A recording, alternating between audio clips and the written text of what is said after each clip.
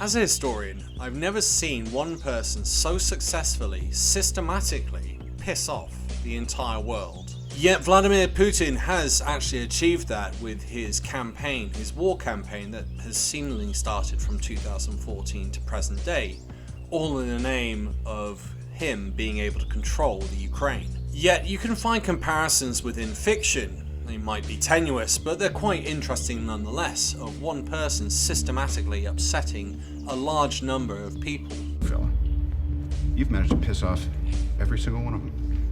That was the plan. Not a great plan. When they come, and they will, they'll come for you. I have an army. We have a Hulk. And within that, there is something quite interesting. Obviously, we don't have some sort of fictional creature, but what we do have is something that's very unique, and I've never seen before in world history. It is a hacking group known as Anonymous, as well as other hacking groups from across the world. Anonymous has declared cyber war against Russia, and specifically against the Putin administration and all those connected to him, and they have gone out of their way to do everything in their power to absolutely wreck anything associated with Putin, some of which has been quite funny, even in these dark times. Have a listen to what Anonymous had to say directly to Vladimir Putin. Greetings, citizens of the world. This is a message to Vladimir Putin from Anonymous. Mr. Putin, the ongoing invasion of Ukraine has shown that your regime has no respect for human rights or the self-determination of your neighbors. In the past several days, a full-scale invasion has commenced, civilian neighborhoods have been bombed, and innocent people have been killed. Refugees are fleeing the violence and the population is being forced into conscription by Ukrainian officials. This is an ugly situation all around, but you are the instigator. You have criticized the US military and NATO for their occupation and bombardment of the Middle East, which is certainly a fair criticism, but you have shown that you are no better than the imperialist governments that you criticize, and the whole world can see through your propaganda. Even the citizens that you are claiming to protect are entirely against the war and protesting across dozens of major cities in Russia. Your tyrannical response to the Russian anti-war protesters will only spark further unrest among the Russian people, who are suffering the consequences of your foolish actions.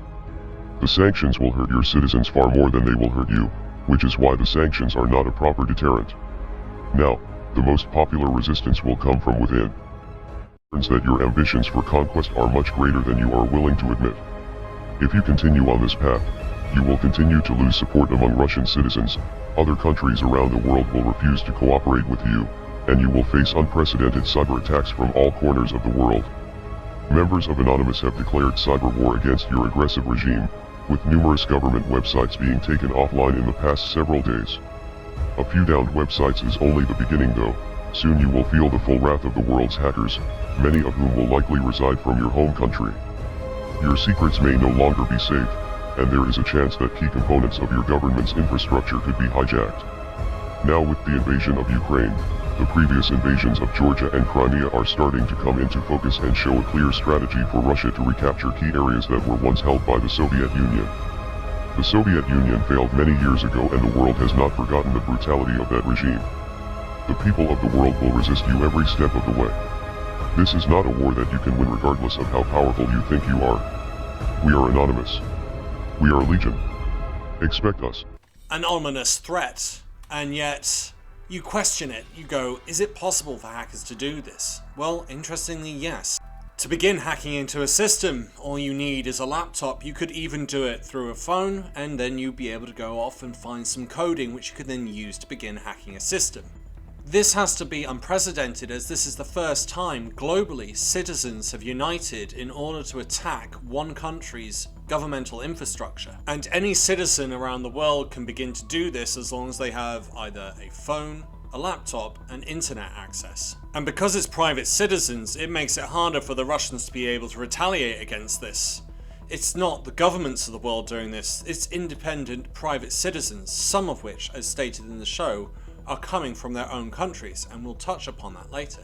One of the first hacks was on weapons company Tetrader, which is based in the Belarus. According to Anonymous, they supported Putin with logistics. They released over 200 gigabytes of files from the company. That was only the beginning, because they also breached into the Kremlin's, or Russia's Ministry of Defense, releasing another 200 gigabytes of data which included emails, telephone numbers and passwords. That same day, Anonymous hacked inside the Russian state TV channels and began broadcasting images from the Ukraine. You see here people flicking through the channels, trying to find anything other than what's been taking place inside the Ukraine. We are seeing two parts of the plan already unfolding. One is to hack and breach websites and release data. The second is to do a media onslaught inside Russia, telling Russians exactly what's going on, but also flexing their muscle and showing how much power they actually have over the Russian state.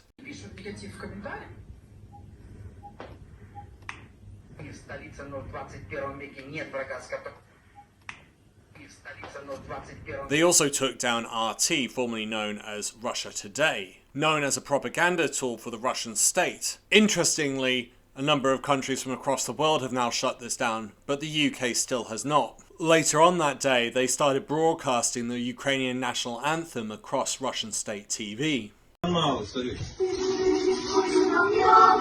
Уже все?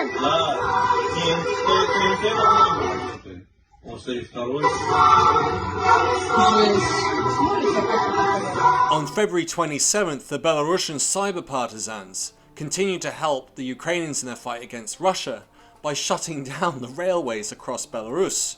The computer network is in a state of collapse, it says here.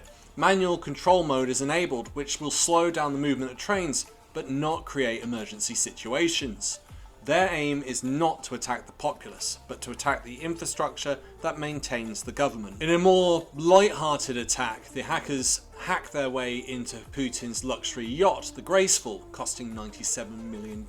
They changed its maritime data, making it look as if it crashed into Snake Island, later being changed into Hell, and changing the name of the boat to FCK Putin. And it wasn't just myself noticing how this is changing warfare, but it was also changing cyberpunk law, where nation states are greenlighting hacktivism campaigns as part of a major military conflict.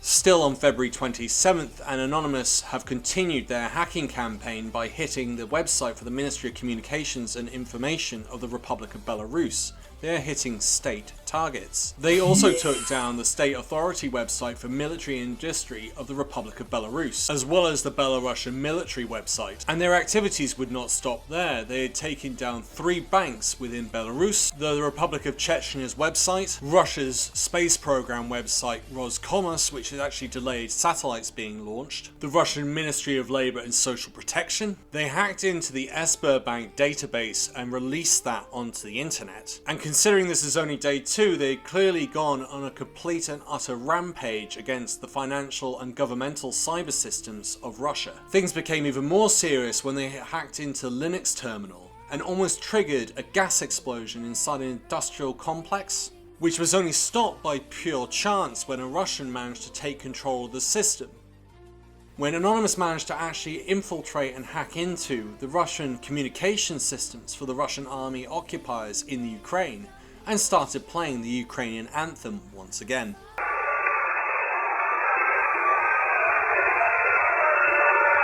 By this point, I'd started to realise that Putin had not taken into account what could potentially happen if the world's hackers joined together and targeted Russia. This to me appears to be on a scale of having a Hulk, and to be honest, there's very little he can do to stop this. Even people in the Ukraine were recognising the work of Anonymous. In total, Anonymous claimed that it had taken down over 300 Russian media and bank websites in 48 hours. February 28th, and attacks are continuing, this time on the Russian media regulator. Anonymous hacked into Savenya Company.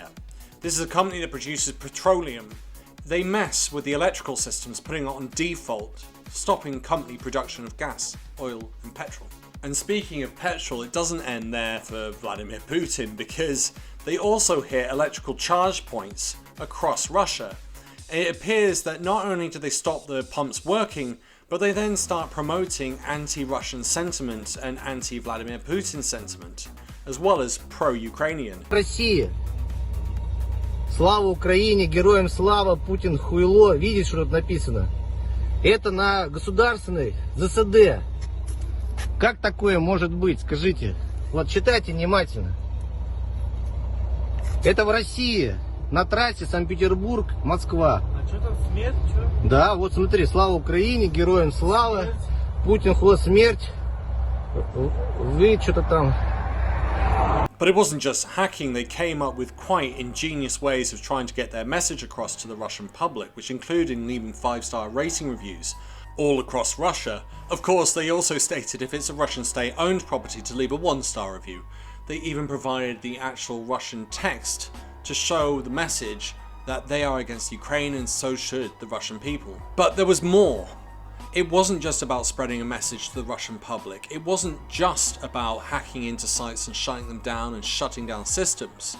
There was also an information war going on to help Ukrainians, and it was exemplified by this amazing TikTok video they found and then decided to spread across their network of social media. Here is Ukrainian TikTok phenomenon showing how to use a Russian battleship that's obviously been captured by the Ukrainians.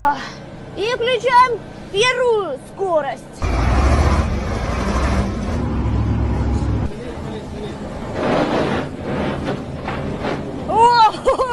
What I see going on here is nothing short of releasing a Hulk upon an entire country. They have no defense and it just keeps on coming and coming and coming. And frankly, it's only a matter of time before Putin also gets smashed.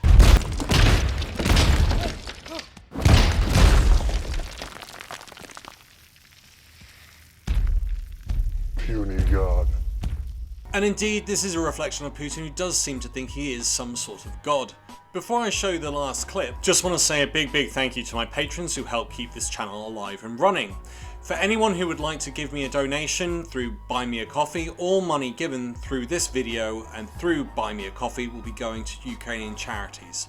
I also want to say a big thank you to Anonymous, who are obviously causing absolute chaos in Russia right now. This new form of warfare from private citizens has had a dramatic effect on the economy, and this is only the beginning. Until Vladimir Putin pulls out of the Ukraine, I have no doubt that Anonymous will continue to cause chaos. And this is something I do not think Vladimir Putin has predicted, as we've seen in at least 2 examples. They have hit major infrastructure, gas and electric, and just shut it down. That says to me he had not predicted that this type of response would take place. And it is going to continue to bite at him, because there will be other areas open for attack. And not only open for attack, he will not be able to retaliate against this target. This is why I made the comparison with the Hulk. An unstoppable and invulnerable beast that will just continue to make carnage until you stop making them angry. On a final note, and as I promised there was one more clip, I thought this was quite spectacular. No matter what takes place in the war, you can always find a little love. According to Natalia Antonova, my cousin's son managed to score the number of a cute girl in the neighborhood bomb shelter. Sums up our family very well.